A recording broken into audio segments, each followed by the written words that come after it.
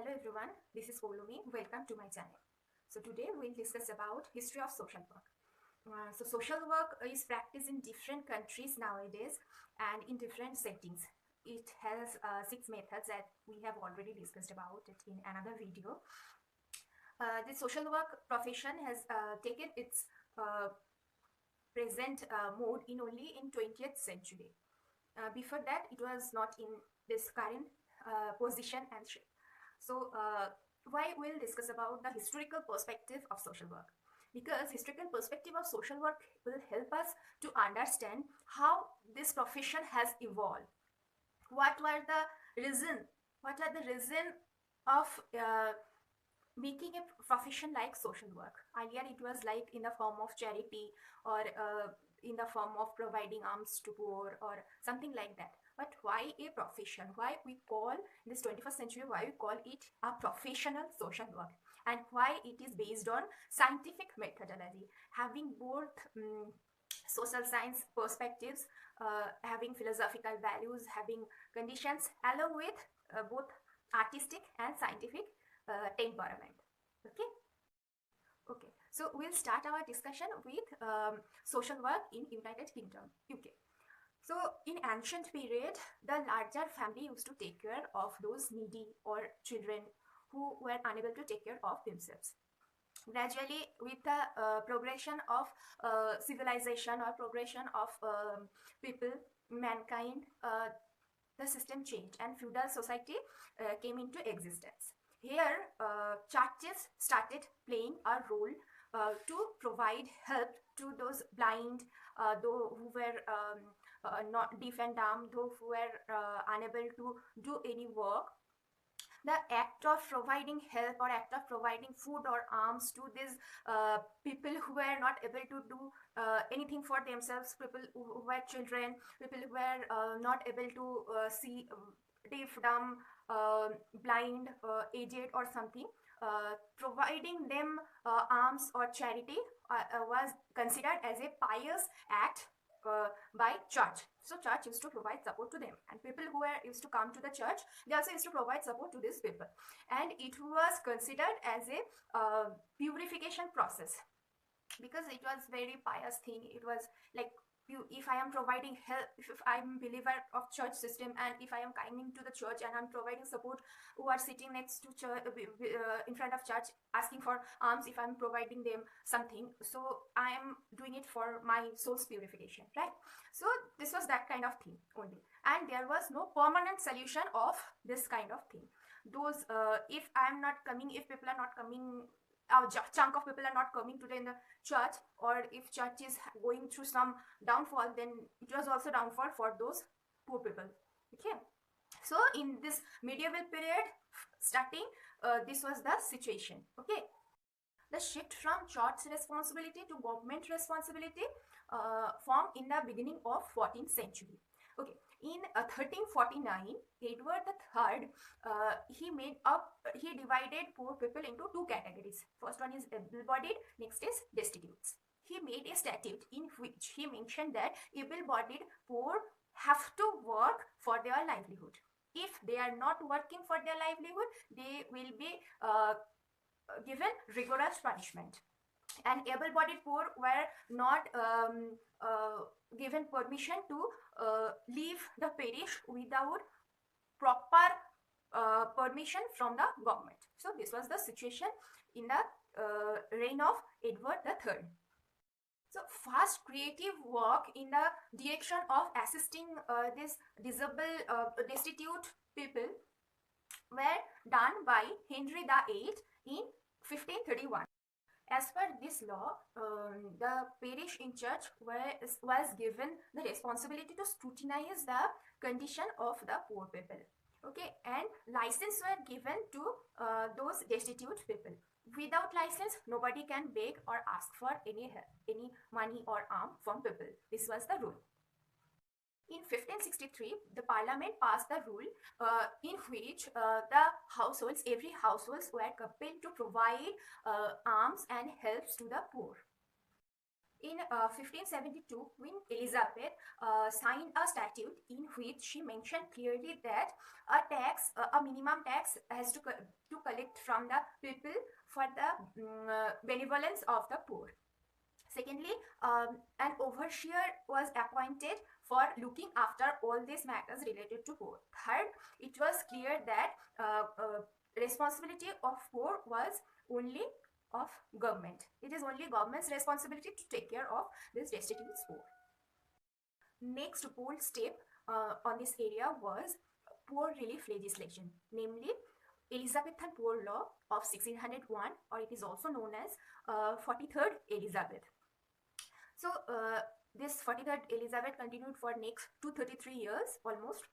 So we'll discuss about what was there in this Elizabethan poor law. Okay, first the law divided poor into three categories. First one is able-bodied poor. Next one is important poor, and the third one is dependent children. So able-bodied poor was those poor whom we can call sturdy poor, who are able-bodied, whose physical form is in a good condition and who can work. So they are asked and ordered to work for their livelihood. They were not allowed to beg for money, beg for their livelihood.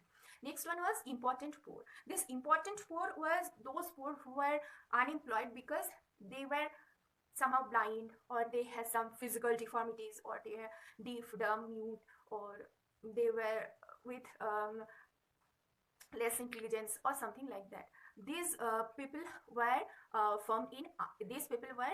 asked to order to stay in the almshouses, and because they had generally, it was in that they had no residential place. If they had residential place, then they were staying in their houses, and outdoor services were provided to them, like providing food, money, etc.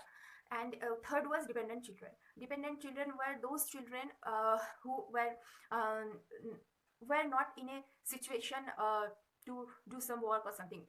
In maximum cases, their relatives were requested to adopt these children. Sometimes some childless couples adopted them, or if nothing happened, then they were sent to some shopkeepers or something, and they were asked to give them food with some minimum amount of work. This was the condition. And like previous situation, overseers were responsible for looking after this whole implementation of this whole poor law thing, and tax was taken from people for helping these poor people. And it was announced that the responsibility of poor people were totally on government. It was not a church's responsibility, or it was not responsibility of anybody else. It was totally government's responsibility to take care of its poor.